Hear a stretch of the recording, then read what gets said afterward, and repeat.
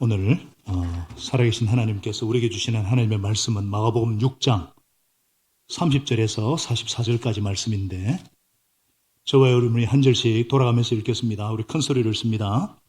사도들이 예수께로 몰려와서 자기들이 한 일과 가르친 일을 다 그에게 보고하였다. 그때에 예수께서 그들에게 말씀하셨다. 너희는 따로 외딴 곳으로 가서 좀 쉬어라. 거기에는 오고 가는 사람이 하도 많아서 음식을 먹을 겨를조차 없었기 때문이다. 그래서 그들은 배를 타고 따로 외딴 곳으로 떠나갔다.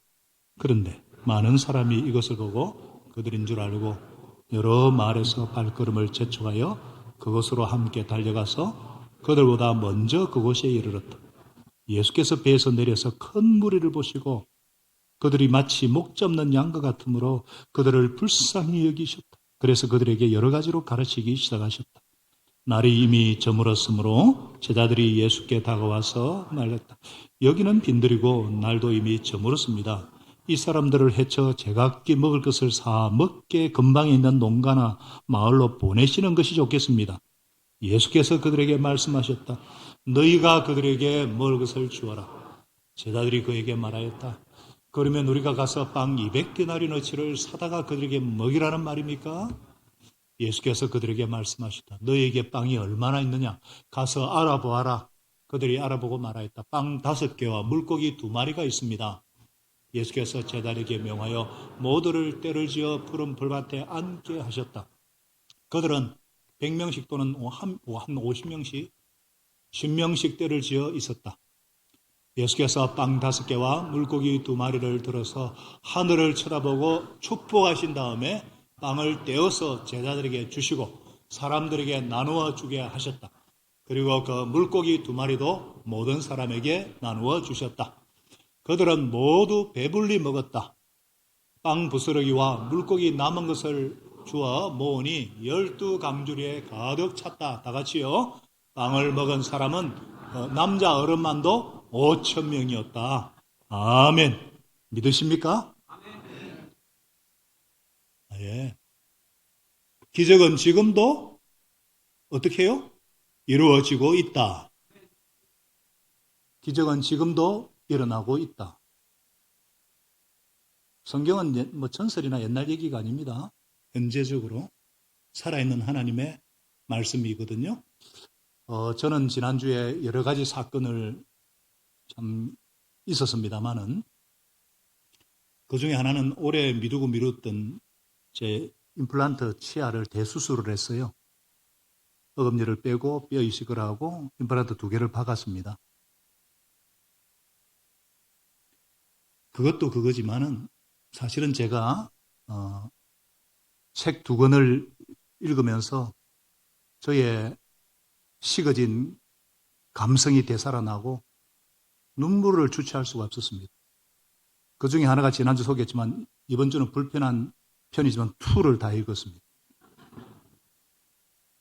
이렇게까지 이주연 속으로 책 소개를 하는데 안 읽는 사람은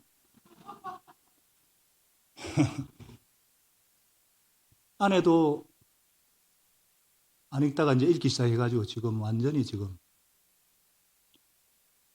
제가 설교할 때 아무나 책이나 권하지 않습니다. 이 책은 우리가 겪었던 코로나 팬데믹 상황을 그대로 보여주고 있어요. 일상이 멈춰버린 그런 세상에서 자신보다 남에게 더 관심을 가지고 변화를 이끌어내는 기적의 현장이 불편한 편의점이거든요. 감동이고 눈물이고 환희예요. 제가 얼마나 울었는지 모릅니다. 그러면서 결론이 아무리 힘들어도 삶은 계속되어야 되고 살아야 한다면 진짜 삶을 살아내야 된다. 사람은 변화를 싫어하는 것이 아니라 누군가에 의해 변화를 요구받는 삶이 싫은 것이다. 바뀔 것을 요구하기보다는 기다려주면서 넌저시 도와야 할 때 기적은 일어난다.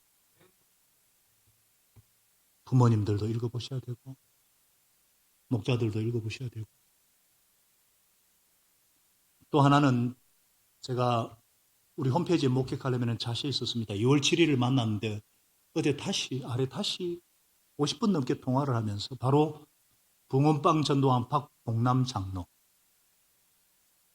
이분과의 만남이 기적처럼 다가와요. 6월의 보리밥, 우리 보리밥집, 우리 박대종, 우리 최현옥 목자 가정이 운영하는 6월의 보리밥집에서 하나님의 섭리로밖에 말할 수 없는 이분을 만났는데, 자세한 것은 홈페이지에 목격 칼럼을 읽어보시고, 이게 간지에는 다 쓸 수가 없습니다. 그래서 홈페이지는 잘 썼는데요. 우리가 읽었던 본문의 그 떡 5개, 물고기 2마리를 한자어로 뭐라 그래요? 오병이어라 그래요. 아까 보셨겠지만 붕어빵이에요. 붕어빵. 오병이어와 붕어빵. 이게 무슨 뜻이지? 사실 떡 5개와 물고기 2마리는 떡이 빵이라 그러잖아요. 오빵이어거든요. 오빵이요. 이분이 기도하다가 이분이 32살에 저보다 81년 앞에 저는 86년에 예수님 만났고 85년에 예수님 만났어요. 전혀 불신자로. 그 예수님을 만난 게 너무 감사해서 복음을 전하고 싶은데 어느 날 기도하는 가운데 오병이어 사건이 생각이 나는데 갑자기 붕어빵이 또 생각나는 거예요. 아, 붕어빵에 물고기가 다 들어있지. 모양은 물고기인데요, 저 붕어가. 맛은 빵 맛이니까 아하, 맞다. 오빵이요, 맞네. 그래가지고 이분이 붕어빵을 만들어서 최고급, 이분은 CEO입니다. 1년 매출액이 100억이 넘는 그거를 그만두고 붕어빵 전도를 해요. 붕어빵을 만들어서 거기에 예수님의 사랑을 담아서 나누는 붕어빵 전도법의 최초 개발자예요. 그래 지금까지 1년엔 365일 지난 38년 동안 하루도 빠짐없이 복음을 전했어요. 빵과 붕어빵을 맛보세요 하면서 복음을 전해가지고 5천여 명이 넘는 실제로 사람들을 먹이고 살린 오병이의 기적의 주인공을 만난 것은 하나님께서 제게 주신 선물이에요. 제가 그 책을 읽으면서 얼마나 울었는지 모릅니다. 사랑하는 여러분, 오병이어의 기적은 지금도 일어나고 있습니다. 사람이 변화되는 게 기적이고요. 변화된 사람이 또 다른 사람을 변화시키는 건 기적이고, 오늘 우리가 읽은 본문은 오병이어의 기적인데 우리가 어떻게 하면 저와 여러분이 이 오병이어의 기적을 우리도 체험하고 누릴 수 있는가? 그게 중요하잖아요. 그게 오늘 하나님께서 저에게 주시는, 우리에게 주시는 말씀이거든요. 메시지거든요. 어떻게 하면 기적의 현장을 체험하고 우리도 누릴 수 있는가? 첫째로 예수님의 마음을 알아야 합니다. 뭐라고요? 예수님의 마음을 알아야 됩니다. 무슨 말이냐? 예수님은 우리 모두가 하나님 나라의 그 잔치의 풍성함을 체험하기를 원하신다는 거예요. 자, 42절에 보니까 그들은 모두 배불리 먹었다 그랬고요. 심지어 남은 것 좀 보니까 강줄이 12강줄에 가득 찼다 그랬고요. 남자로만 5천 명이라 그랬어요. 빈들에서 일어난 기적이에요. 빈들이고 오늘 세상이 어찌 보면 빈들이고 어두운 세상입니다. 각박한 세상이고 메마른 세상인데 그런데 그곳에서 오병이로 5천 명을 먹이시되 풍성하게 먹이시는 하나님의 나라의 잔치를 우리가 누리며 살기를 원하시는 것이 예수님의 마음이라는 거예요. 이것을 위해서는 무엇보다도 이런 기적을 체험하기 위해서는 무엇보다도 우리가 예수님의 마음을 알고 예수님의 마음을 품어야 한다 그 말씀입니다. 어떤 마음을 품어야 된다고요? 예수님의 마음.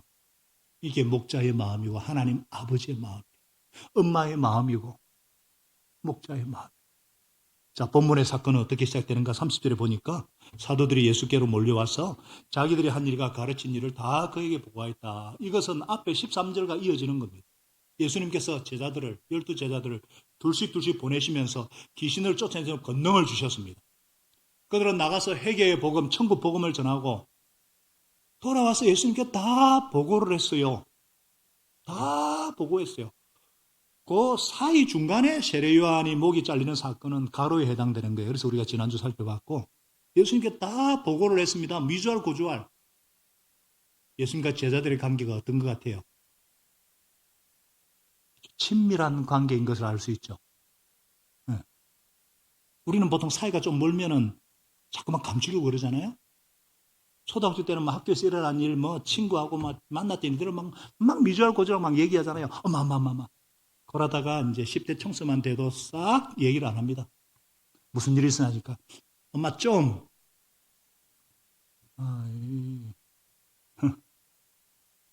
근데 제자들은 자기네가 한 일뿐만 아니라 무슨 말을 했다는 것까지 막 자세히 예수님께 보고를 했어요.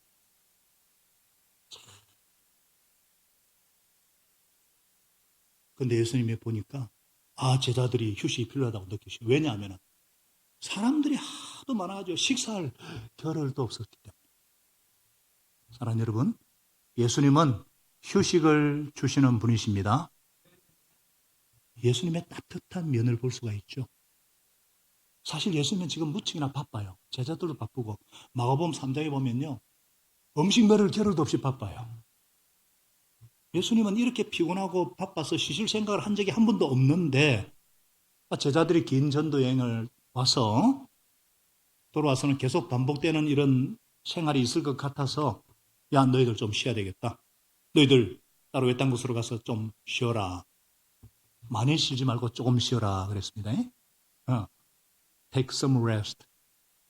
휴가 가라 이 말이거든요. 그래서 배를 타고 가는데, 갈릴리호수는 가보신 분은 아시겠지만 길이는 폭은 한 11m 11km, 23km. 그래가지고 배를 타고 가도 육지에서 보면은요, 맑은 날에는 보여요, 배가 들어가는지. 그래서 사람들이 걸어서 막 뛰어서 예수님이 가려가는 것이니까 먼저 가가지고 웰컴 지저스 하면서 딱 기다리고 있는 게 아니에요. 좀 쉬려고 갔는데 먼저 와서 딱 기다리고 있으니 얼마나 짜증나겠습니까? 저라도 막 짜증나겠어요. 그런데 예수님은 다르십니다. 34절 같이 읽어볼까요? 시작. 예수께서 배에서 내려서 큰 무리를 보시고 그들이 마치 목자 없는 양 같으므로 그들을 불쌍히 여기셨다. 여기에 목자 없는 양이란 가장 불쌍한 존재를 가리키는 거예요. 불쌍히 여기다는 말은 여러분 애간장이 녹아내린다 하죠. 단장의 메아리 그겁니다. 애간장이 타는 걸 말합니다. 너무나 불쌍해서 간이 녹아내리는 거예요. 간장이. 이게 예수님의 마음이에요. 그들은 갈 데 없어서 의지할 데가 없어서 이렇게 모여드는구나. 저 같으면 좀 짜증났을 건데 제자들도 사실은 짜증이 났거든요. 어떻게 할 수 있습니까? 날이 이미 저물었으므로 제자들이 예수께 다가와서 말했어요. 다가와서 말했다는 것은 원어로 보면 여러 차례 와서 말한 거예요. 여기는 빈들이고 날이 이미 저물었습니다. 이 사람들을 해쳐가가지고 제각기 먹을 사 먹혀서 금방 있는 농가나 마을이나 숲으로 보내가지고 보내는 게 좋겠습니다. 예수님 이제 그만큼 가르치면 됐습니다. 시간도 늦었는데 이제 그만 가르치시고 좀 보냅시다. 좀! 그 말입니다. 그거. 짜증이 나는 거예요. 짜증이. 그럼 예수님이 어떻게 대답하셨어요? 너희가 그들에게 먹을 것을 주어라. 더 짜증나는 얘기가 나오는 거예요. 그러면 우리가 가서 빵 200데나리온을 사다가 먹이라는 말입니까? 1데나리온은 그 당시 노동자 하루 일당입니다. 우리로 치면 최소 10만 원이잖아요. 좀 센 데는 15, 최소한 2천만 원이 든다는 거예요.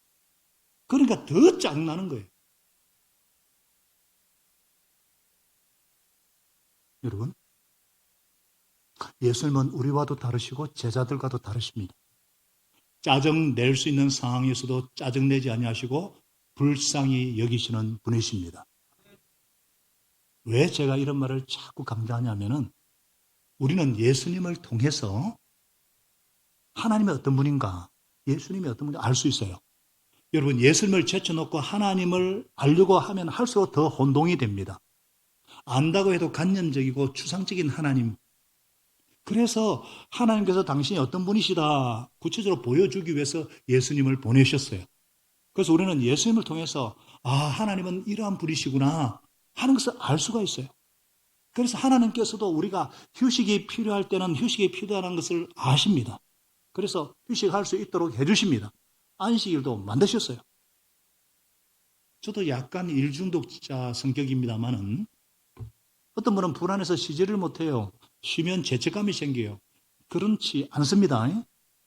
하나님께서 우리가 쉬어야 될 때를 쉬기를 원하십니다. 어떻게 아느냐? 예수님이 쉬라고 하신 것을 통해서 알 수가 있습니다.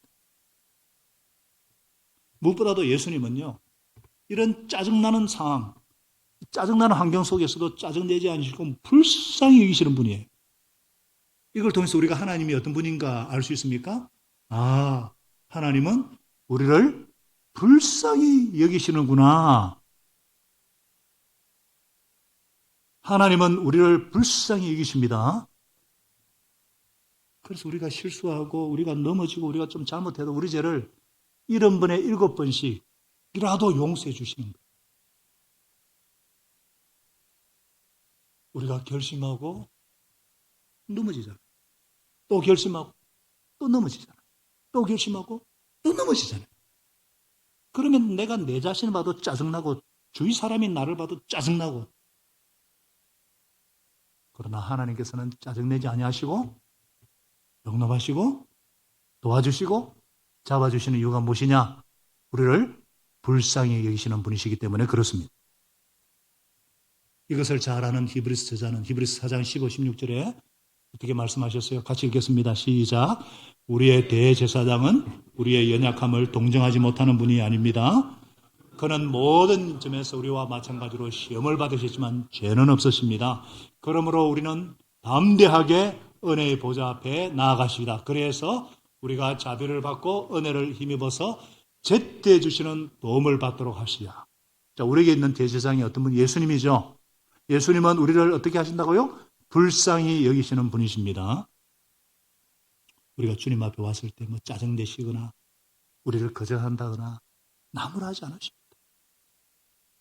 우리가 도움이 필요하면 일단 먼저 도와주시는 분이에요. 그러므로 불쌍히 여기시는 주님께 언제든지 와서 도움을 요청하시기 바랍니다. 어떤 때는 뻔뻔한 생각이 들 때도 있죠. 이래갖고 내가 주님 앞에 가서 무엇을 도와달라고 말할 수 있나? 염려하지 마시기 바랍니다. 은혜의 보좌 앞에 왔을 때 짜증내거나 나무라지 않으시고 불쌍히 여기시는 분이십니다. 믿으시기 바랍니다. 특히 우리가 어려움에 처할 때에 이런 어려움이 외부로보다도 내가 만든 어려움, 내가 이를 저질러 놓고 내가 저질러 놓은 문제에 빠져서 주님께 동정을 부탁하기도 쑥스럽고 수치스럽고 쪽팔리고 뻔뻔스러울 때가 있을 겁니다. 그래도 오시기 바랍니다. 그래도 오셔야 돼요. 우리 주님께서는 짜증내는 분이 아니라 불쌍히 여기는 분이시기 때문에 그렇습니다. 그래서 우리는 담대하게 은혜의 보좌 앞에 나가서 자비를 받고 은혜를 입어서 제때 주시는 도움을 받을 수 있기를 바랍니다. 우리하고 달라요, 예수님. 하나님은 우리하고 달라요. 그래서 우리가 예수님의 불쌍히 여기는 마음, 이 긍휼을 알지 못하면 결코 믿음이 자랄 수가 없습니다. 기적을 체험할 수도 없습니다.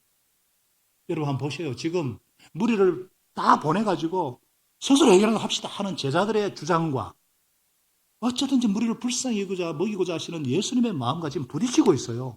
대조를 이루고 있잖아요. 지금 제자들은 예수님의 마음을 전혀 모르고 있습니다. 돈도 없고 시간도 없고 제자들의 마음은 마치 빈들처럼 메마르고 딱딱합니다. 제자들은 늘 배가 고팠어요. 하도 배고파서 미리 이삭을 따먹지 않으면 안 될 정도로 가난했어요. 무슨 말이냐? 예수님의 마음을 모르면 늘 배고프고 늘 피곤하고 늘 짜증나고 비참한 삶을 살 수밖에 없습니다. 환경이 어려워서 상황이 어려워서 짜증나고 지치고 피곤한 줄 아십니까? 천만의 말씀입니다. 우리 선교사님들이 와서 하는 말이 그래요. 대한민국처럼 먹을 거 많고 살 사는 나라 없어요. 그런데 왜 그렇게 사람들이 짜증내고 싫어? 비교하니까. 저는 예수님의 마음을 놓쳤기 때문에 그렇다. 신자도요, 예수님 마음 놓치면요, 안 된다, 못한다, 할 수 없다. 심지어는 하나님께 짜증냅니다. 예수님께 짜증냅니다. 왜 무리한 거 요구하시냐고 하면서. 제가 그랬어요. 제가 문제가 목회는 별의별 문제가 생기거든요. 문제가 생기면은 주님께 기도하고 애를 쓰다가 어떨 때는 꽉 포음을 지릅니다. 쫙 성질나고 그러고 알아서 해서 알아서 하죠. 막 짜증내고 포기하고 마는 내 부족한 믿음. 이래가지고 어떻게 그리스도인의 삶을 살 수 있는가? 기가 막힐 때가 있고 서실 때. 쑥스럽다는 말은 수치스러운 말은 고급스러운 말이고요. 쪽팔릴 때가 많아요. 목사인 제가 쪽팔릴 때가 많습니다. 여러분 안 그렇습니까? 사랑 여러분, 믿음이 뭐예요? 신앙생활이 뭐냐? 불쌍히 여기는 예수님의 마음을 알아가는 것입니다. 예수님의 마음을 알아가는 것입니다. 예수님의 마음에 동참하는 것입니다. 너희가 먹을 것을 주라. 어쩌든지 먹이고 사실은 예수님의 마음에 동참하는 거예요.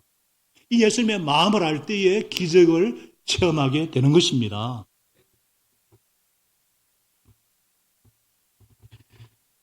예수님께서 너희가 먹을 것을 주라 이렇게 말할 때는요. 예수님이 그런 명령을 할 때는요. 내가 하겠다는 겁니다. 내가. 예수님 자신이 하겠다는 겁니다. 그것을 제자들이 배우기를 원하셨어요.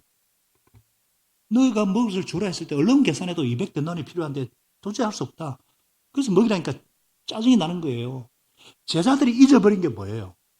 예수님께서 먹이라고 그랬을 때는 너희 보고 먹이라는 얘기가 아니라 내가 하겠다는 얘기입니다. 내가. 실제로 예수님이 먹이셨잖아요. 맞습니까? 예수님이 먹이셨잖아요. 다만 그 주님의 마음을 좀 알고 그 마음에 동참하기 원한다 이거예요. 그렇기 때문에 우리가 이 오병이의 기적을 체험하고 누리려면 두 번째, 딱 순종해야 합니다. 뭐라고요? 딱 순종해야 됩니다. 좀 크게 하세요. 딱 순종해야 됩니다. 옆에 분에게 딱 순종합시다 이러면. 지난주 설교 제목 기억나죠? 마음을 딱 정합시다. 이번엔 딱 순종합시다 이거예요. 순종할 때 기적을 체험하게 되거든요. 37절에 너희가 그들에게 먹을 것을 주어라 그랬잖아요. 이 말씀에 순종할 때 기적을 체험하게 하겠다는 겁니다. 따라하겠습니다. 순종할 때에 기적을 체험하게 된다. 우리가 주님께서 명령하실 때에 참 부담스러워하고 짐스러워하고 짜증내는 이유가 뭐예요? 내가 해야 될 것으로 생각하니까 그래요. 내가 해야 될 줄로. 성경은 명령과 약속으로 되어 있잖아요. 맞습니까? 근데 잘 보셔야죠. 너의 이웃을 너의 몸처럼 사랑하라 명령하잖아요. 너에게 상처 준 사람을 용서하라 명령하잖아요. 섬겨라 하잖아요. 그렇게 할 수 있어요? 전 못합니다. 제게는 그런 사랑 없습니다. 예수님이 그런 말씀하신 것은 뭐예요? 우리에게 그런 능력이 있어서 기대하시는 것이 아닙니다. 다만 순종하고자 할 때에 우리 안에서 활동하시는 성령님께서, 우리 안에서 활동하시는 주님께서 그런 삶을 살 수 있도록 소원도 주시고 그런 삶을 살 수 있도록 능력도 주신다는 사실입니다. 우리에게 무슨 사랑이 있습니까? 우리에게 무슨 지혜가 있습니까? 우리에게 무슨 능력이 있어요? 그러나 주님께 순종할 때 지혜로운 삶을 살게 하시고 능력 있는 삶을 살도록 도와주시고 사랑할 수 있는 힘을 주신다는 그 말씀이죠. 이해가 되시는 분은 세게 아멘. 그럼 오늘 설교 다 했네. 알아듣으시죠? 그러니까 우리가 신앙생활을 하다가 어떨 때는 주님께서 내가 할 수 없는 것 같은 일을 시키시는 것 같은 느낌을 받을 때가 종종 있죠. 그럴 때는 막 낙심이 되잖아요. 그런 일을 시키시는 하나님께 막 불평이 나오고 막 짜증이 나오잖아요. 그래요, 안 그래요? 그잖아요. 그런데 우리가 그때 버려서는 안 되는 것이 있습니다. 무슨 말이냐? 내가 할 수 없는 일을 시키실 때는 예수님께서 우리를 통해서 당신이 하시겠다는 말씀입니다. 우리가 가진 오병이가 뭔지 모르지만 그것만 갖다 바치면 내가 최선을 다해서 내가 가진 능력이 있잖아요. 또 내가 최선을 다해서 내가 가진 시간이 있잖아요. 내가 최선을 다해서 내가 가진 물질이 있잖아요. 주님 거지만 그걸 주님께 바치면은 하나님께서 그것을 통해서 당신의 일을 이루시겠다는 약속입니다. 그래서 38절에 뭐라 그랬어요? 너에게 빵이 38절에 너에게 빵이 얼마나 있느냐? 가서 알아봐라 그래요. 빵 5개, 물고기 2마리가 있습니다. 요거 가장 그 당시 못 사는 사람들이 먹는 점심 한 끼 식사예요. 물고기는요, 큰 거 아니고 피레미를 말합니다. 옵살리온이라고, 익투스가 아니고 피레미. 큰 멸치 정도예요, 멸치. 요거 간에 절여가지고 다시 빵을 먹거든요. 1월 달에 캄보디아 가보니까 시장에 그렇더라고요. 빵에 이 멸치 절인 거, 이걸 팔더라고요. 그겁니다, 그거. 그래가지고 빵을 찍어 먹는 건 그게 한 끼.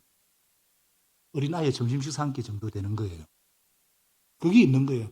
그걸 주님께 이게 있습니다 하니까 예수님께 제자들에게 명령을 합니다. 모두 100명씩 50명씩 앉게 하라. 그리고는 그 오병이어를 들고 하나님께 축복 기도를 합니다. 감사 기도합니다. 하나님 아버지 감사합니다 하면서 빵을 떼가 제자들에 줬는데, 제자들은 또 나는 사람들에게 주는데, 물고기도 이렇게 주는데 모두 배불리 먹고 남은 것이 12강절이고 떡을 먹은 사람만 남자 어른만 5,000명이었어요.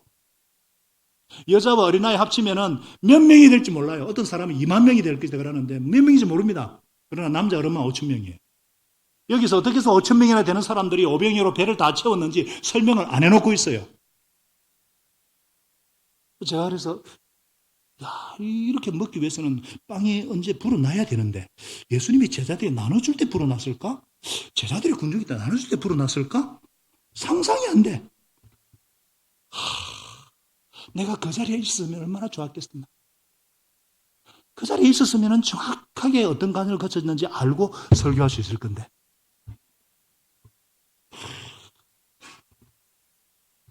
여러분, 저는 이 사건이 없는 사건을 만든 것이 아니라 정말 있었던 사건인 줄 믿습니다. 우리도 믿지 않을 수 없습니다. 믿으십니까? 가장 믿어야 될 첫째 이유가 뭐예요?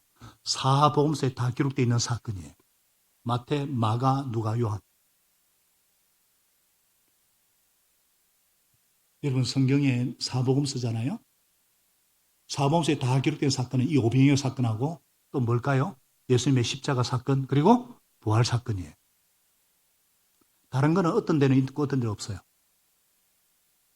그러니까 이런 사건이 있지도 않은데 조작해서 만든 얘기라면 동시에 말을 맞춰서 조작극을 꾸몄다? 우리 그리 생각이나 이 네 분의 인격이나 신앙이 너무나 오묘해요. 그래서 어떤 사람은 착각했을 것이다. 이렇게 말해요. 다 빵하고 물고기 갖고 왔는데 꺼내놓고 먹기에는 부족해서 움켜쥐고 있다가 예수님 말씀 듣고 난 뒤에는 마음이 편안해서 다 꺼내놓고 먹다 보니까 다들 먹었다. 어떤 사람은 이거 전설이다 그래요. 전설을 모아놓은 기록한 것이다. 옮겨놓은 것이다. 여러분 전설이 되기 위해서는 최소 100년, 200년, 수백 년이 필요합니다. 그런데 이 오병이어 기적을 체험한 사람들은 대부분 살아있을 때 쓰여진 거예요. 네? 그러면 이거 전설이 하기에는 너무 짧잖아요. 거짓말한 거겠어요? 저는 예수님께서 오병이어로 정말 문자 그대로 5,000명을 먹이신 것을 믿습니다. 왜 믿을 수 있느냐? 예수님의 부활 때문이에요. 예수님의 부활이 사실이라면 믿으시죠? 사실은 예수님은 어떤 분이에요? 하나님의 아들입니다. 하나님이세요. 창조주 하나님이세요. 천지를 창조하신 하나님이십니다. 천지를 창조하신, 무에서 유를 창조하신 하나님께서 떡 5개, 물고기 2개를 불려서 5,000번 먹이는 거 얼마나 쉽겠습니까? 마치 미분, 적분 잘하는 우리 김지원 목사님 같이 고동 수학하는 사람이 더 세게 빼기 쎄만한 것 같아요. No problem. 창조주 하나님께 그런 식은 죽먹기죠. 우리가 신앙 고백했잖아요.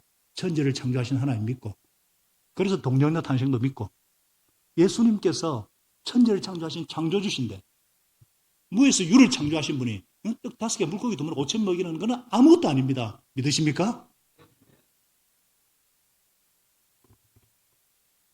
왜 사복음서에 이 사건을 기록한 줄 아십니까? 우리 하나님 어떤 분이신지 우리가 믿고 신뢰하는 예수님이 어떤 분인지 보여주기 위해서 저는 이 오병이어 기적을 행하셨다고 믿습니다. 그렇기 때문에 우리가 할 수 없는 일을 하나님께서 시키실 때는 여러분들 짜증내거나 불평하지 마세요. 그 구목사가 시키는 거 아닙니다. 교회가 하라는 거 아닙니다. 성경에 그렇게 되어 있는 겁니다. 성경에 영혼권하고 제자 만들어라 그러지 지금 내 앞가람하기도 힘든데 지금 빈들이고 내가 지금 먹고 살기 힘든데 뭐 어떻게 먹이라 짜증내지 마시고 불평하지 마세요. 하나님께서 당신이 하시겠다는 뜻입니다. 아멘이시죠? 우리는 오병이어만 드리면 됩니다. 여러분 제가 질문합니다. 오병이어 떡 5개 물고기 2마리 없어서도 예수님이 5,000명을 먹이셨을까요? 저는 안 했을 거라 생각합니다. 무에서 유를 창조하신 하나님께서 왜 못하시겠어요? 그러나 그렇게 하지 않기로 결심한 것 같아요. 오병이어지만 이것을 바쳤기 때문에 그것을 통해서 예수님께서 놀라운 일을 이루신 것입니다. 그래서 우리가 하나님의 능력을 체험하려면, 기적의 주인공이 되려면, 그 기적을 체험하려면 우리가 바치는 것이 있어야 됩니다. 순종입니다. 순종. 따라합니다. 딱 순종합시다. 가장 중요한 것이 첫째는 예수님의 마음을 아는 것이고 그 다음에 순종이에요. 구체적인 순종. 내가 가진 오병이어 이것이 뭔지는 모르지만 주님께 물어보세요. 그러나 내가 최선을 다해서 내가 가진 것을 바쳤을 때 하나님께서 이것을 통해서 일하시고 하나님만이 이룰 수 있는 일을 우리를 통해서 이루시는 것입니다. 할렐루야. 우리를 통해 이루시되 풍성하게 넘치게 해주시는 분이십니다. 따라하겠습니다. 예수님은 넘치게 해주시는 분이십니다. 풍성한 삶을 살게 하십니다. 그러니까 늘 배고프고 메마르고 짜증나고 불평하고 지친 삶이 아니라 풍성한 삶, 넘치는 삶. 우리 하나님은 넘치게 해주시는 분이십니다. 5,000명이 먹었을 것만 아니잖아요. 그들은 그냥 먹은 것이 아니잖아요. 배불리 먹었다면 뭡니까? 배 터지게 먹었다는 겁니다. 오늘 점심 맛있으니까 배 터지게 드세요. 배불리 먹었다는 거예요. 빵 부스러기와 물고기 남은 것을 주워 먹으니까 12광주리에 가득 찼습니다. 남은 것이 너무 많아서 12제자들이 그냥 한 보따리씩 간수하고 몇 개를 아마 이걸로 해결이 한 것 같아요. 하나님은 넘치게 해주시는 분이십니다. 내 잔이 넘치나이다. 따라하겠습니다. 내 잔이 넘치나이다. 시편 23편에 내 잔이 넘치나이다. 이 넘치는 겁니다. 넘치는 거예요. 흘러 넘치는 거예요.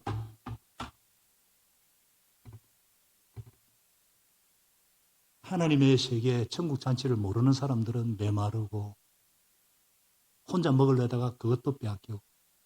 그런데 정말 하나님 나라 잔치는 풍성합니다.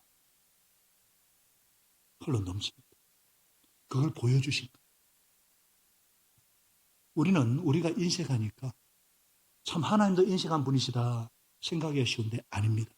우리 하나님은 풍성하신 분이시고 우리 하나님은 넘치게 채우시는 분이십니다. 저는 우리 교회 교인들이요, 감사 헌금을, 감사제목을 적어서 감사 헌금을 드리고 11조 하는 분들이 점점점 늘어나서 참 마음이 기뻐요. 제가 누가 얼마나 헌금한지 모릅니다. 그러나 우리 명단이 나오고 간지에 제가 보면 알잖아요. 우리는 국가에 세금을 바치는 교회입니다. 그래서 한금도 받고 하기 때문에 정확하게 하거든요. 투명하잖아요. 그런데 점점 그런 분들을 볼 때 저는 너무 기뻐요.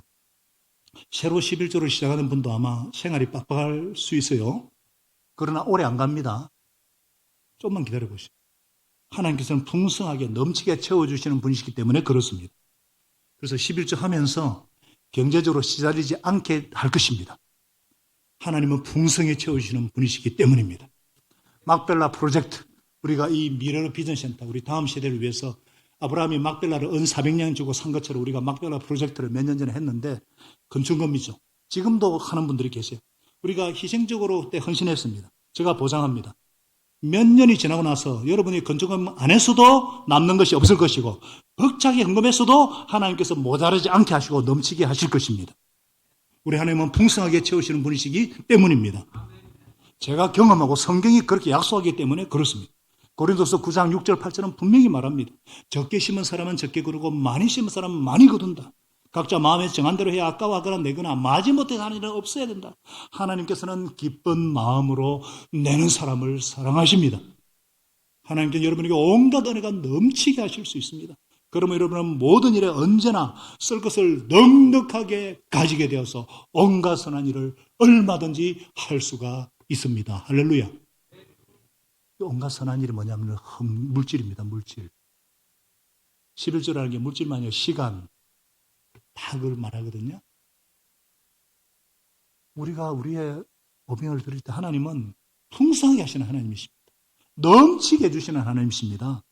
우리 하나님은 없는 것을 있게 하시고 있는 것도 없게 하실 수 있는 무에서 유를 창조하신 하나님이에요. 자, 이제 종합을 합니다. 오병이어의 기적은 그러면 지금도 일어나고 있는가? 지금도 일어나고 있습니다. 믿습니까? 믿습니다. 기적은 지금도 일어나고 있다. 오병이어의 기적은 어떤 기적이야? 창조의 기적입니다. 암이 걸렸어요. 암이 우리나라 사람 이제 세 명이 한 명이, 두 명이 한 명 다 암이 있습니다만, 암에 걸려서 암덩어리가 기도를 통해서 극적으로 없애주는 건 놀라운 기적이죠. 그러나 있는 것이 없어지는 기적입니다. 이것은 비교적 쉬워요. 진짜 어려운 게 뭐냐? 없는 것이 생기는 겁니다.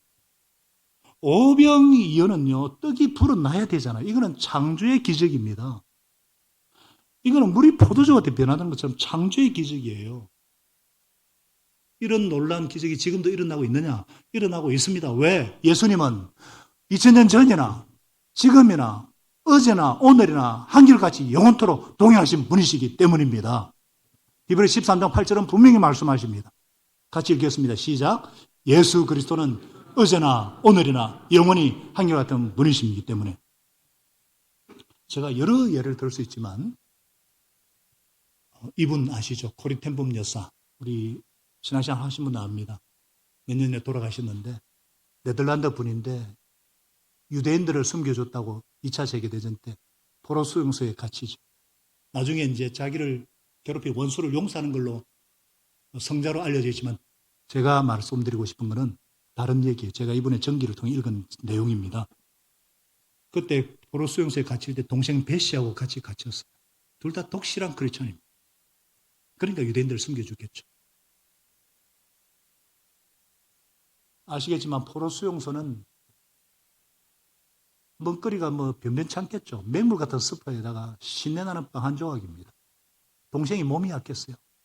그래서 이 코린텐범 이 자매님이 이 우리 안약 같은 갈색의 검은 병에 알약 비타민을 갖고 있어가지고 동생이 빵을 먹을 때 거기 두 방울 떨어뜨려가지고 동생의 건강을 유지시켰어요.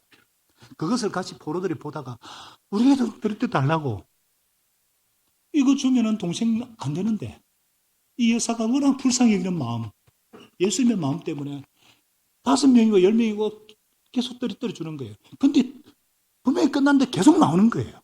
계속 나오는 거예요. 기적입니다. 실제로.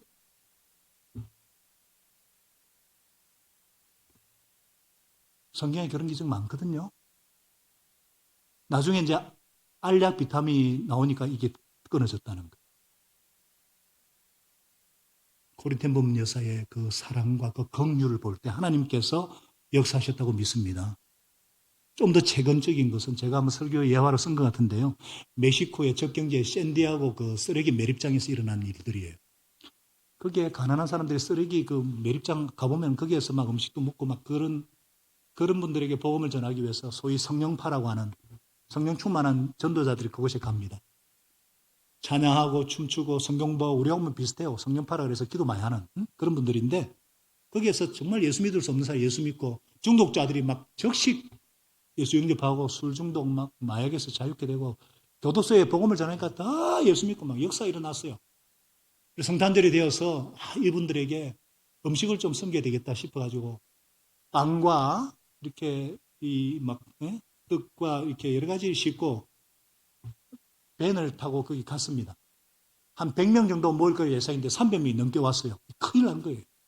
큰일 났다. 제대로 안 주면 싸우고 난리를 치거든요. 그래서 일단 줄을 서라 하고 떨어지면 안 되겠다고 나눠주는데 계속 나눠주는데 계속 재는 거예요. 놀래가지고 조사단을 파견했어요. 제가 비디오입니다. 비디오. 신학교 때 본 비디오 내용인데 이거 여러 사람들이 증언하고 실제 사실인 거예요. 인터뷰도 듣고 그래서 만든 비디오인데 실제로 오병이의 기적입니다. 왜냐? 헌신된 사람들의 그 사랑과 긍휼을 성령께서 축복하셔가지고 주님께서 하신 오병이의 기적이에요. 하나님은 살아계십니다. 오병이의 기적은 지금도 일어나고 있습니다. 하나님을 가소평가하지 마시기 바랍니다. 하나님은 없는 것을 있게 하시고 있는 것도 없게 하시는 하나님이세요. 그러면 이런 일들이 다반사로 일어나는 거냐? 아닙니다. 그런 일이 자주 생기면 그게 어떻게 기적이에요? 아주 가끔 드물게 하나님 필요해서 하니까 그게 기적이죠. 예수님도 이런 기적 항상 베푸는 거 아니에요. 당신도 배고프면 제자들 보내가지고 사당 먹었고요.